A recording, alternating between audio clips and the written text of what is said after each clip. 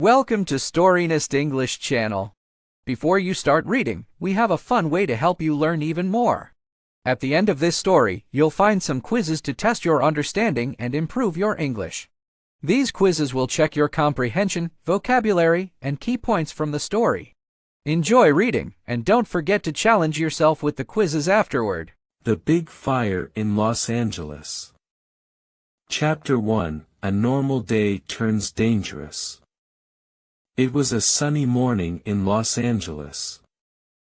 Maria sat outside her small home, sipping her morning coffee.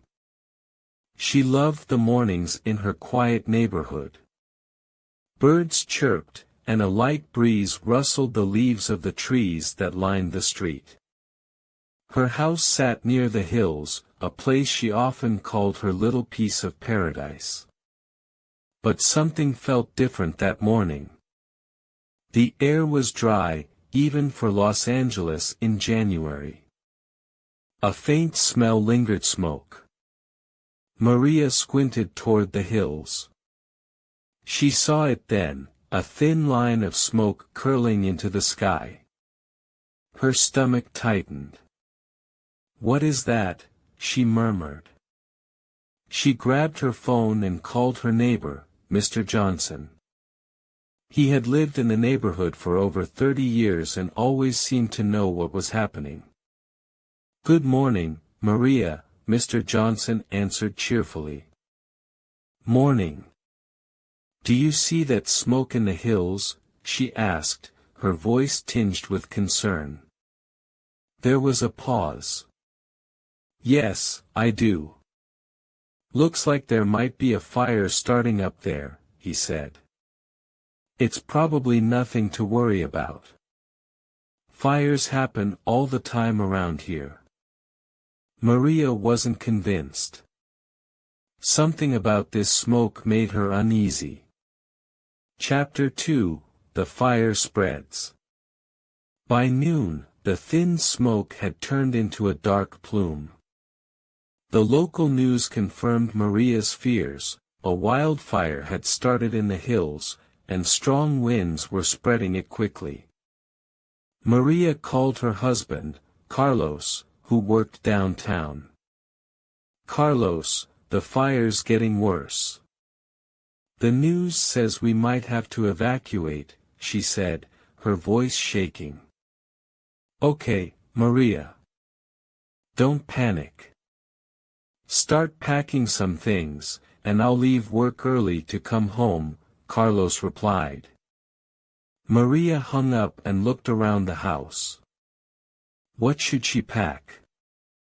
Important documents, clothes, water, and food. Her heart ached as she grabbed the family photo albums. Each picture held memories of the home they had built together. The wind picked up, and ashes began to fall like snow. Maria stepped outside to see her neighbors loading their cars. The air was heavy with smoke. Chapter 3: Leaving Home. By the time Carlos arrived, the flames were visible from their street. Firefighters were going door to door, urging people to evacuate. "You need to leave now. The fire is spreading fast," a firefighter told them. Maria and Carlos quickly loaded their car. Their dog, Max, jumped into the back seat, wagging his tail, unaware of the danger. As they drove away, Maria looked at their house one last time. Tears filled her eyes. "Do you think it will survive?" she asked. Carlos reached over and squeezed her hand. "I hope so," he said softly. They drove to a nearby high school, which had been turned into an evacuation center. The gym was crowded with families, their faces a mix of fear and exhaustion. Chapter 4: At the Shelter. The shelter was noisy, with people talking, children crying, and volunteers moving quickly to help. Maria and Carlos found a corner to settle in. They laid out a blanket and tried to make Max comfortable. "We're lucky to have each other," Carlos said, trying to comfort Maria. She nodded but couldn't stop worrying about their home. She kept checking the news on her phone. Videos of the fire showed it consuming trees, houses, and everything in its path. Volunteers brought food and water. One woman handed Maria a plate of sandwiches.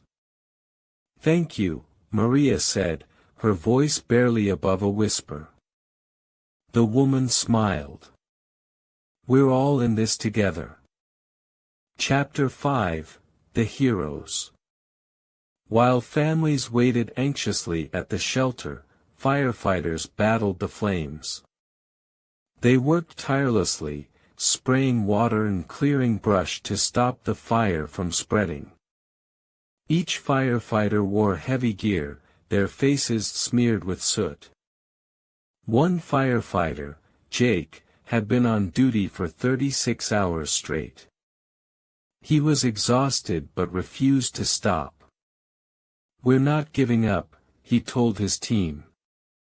The fire raged on, fueled by strong winds and dry conditions.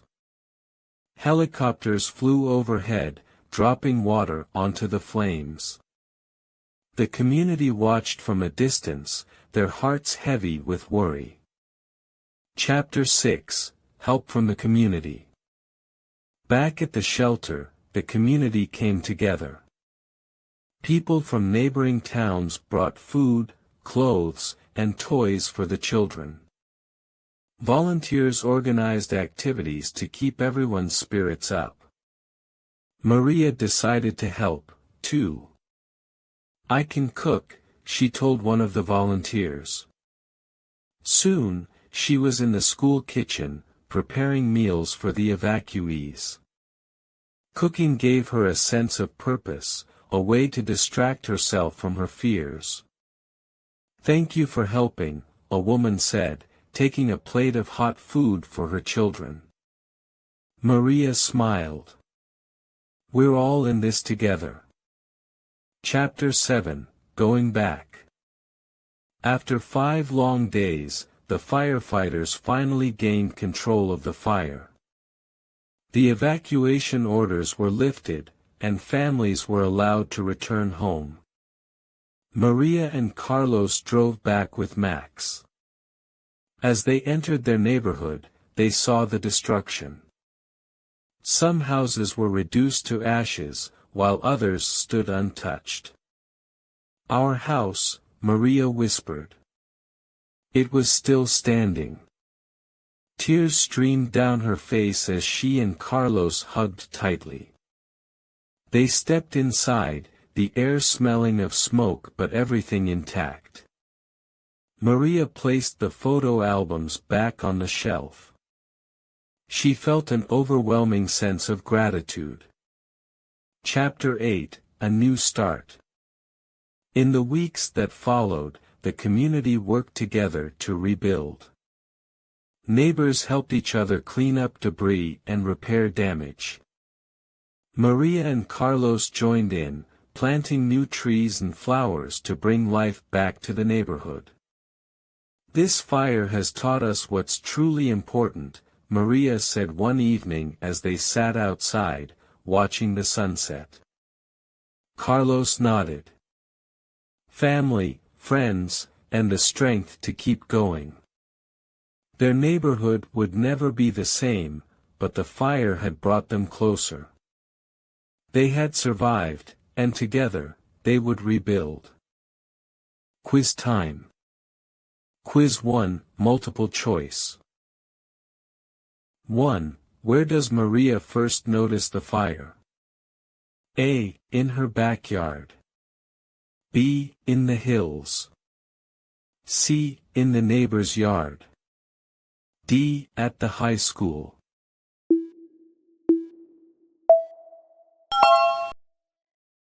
Two. What does Carlos tell Maria to do when she calls him? A. Wait at home. B. Call the firefighters. C. Start packing things. D. Go to the store.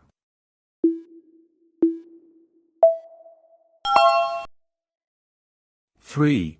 Who helps at the shelter by cooking meals?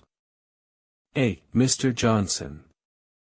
B. Maria, correct. C. Carlos. D. Jake.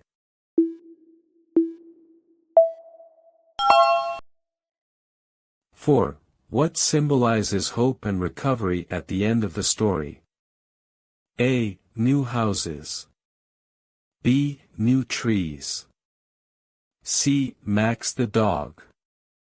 D. The sunset.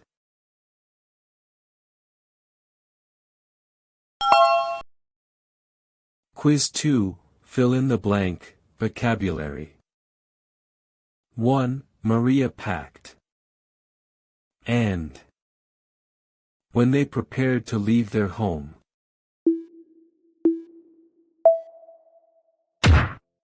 2. The firefighters worked day and night to stop the.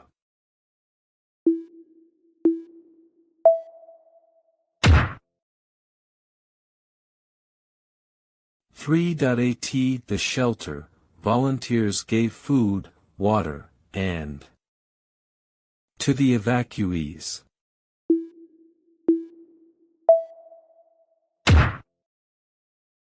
4. Maria and Carlos planted to bring life back to their neighborhood.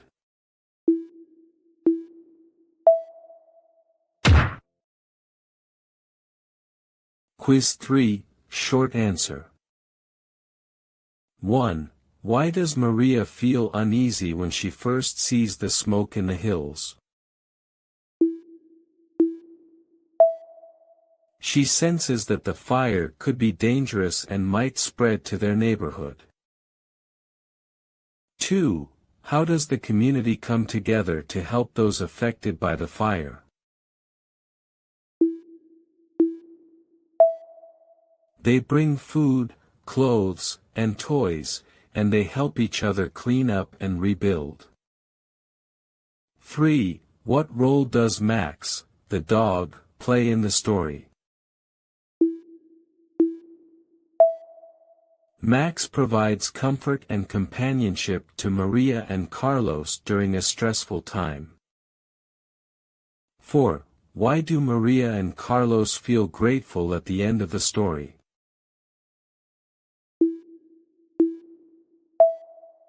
Their house survived the fire, and they appreciate the support of their community and each other.